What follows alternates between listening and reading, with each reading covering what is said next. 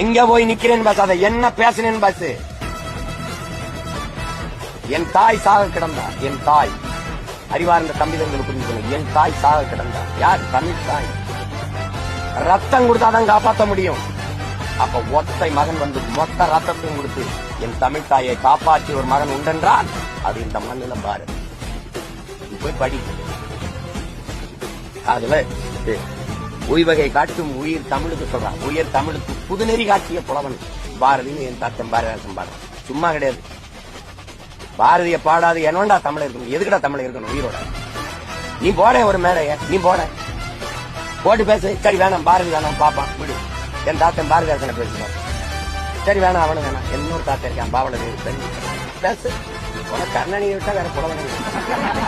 நீ எதுக்கு என்னை பேசுற? 1 மணி நேரம் பேசிருக்கல. என்ன பேசணும்னு எடுத்து பேசுறான். சரியான ஆண். என்ன பேசணும்னு எடுத்து பேச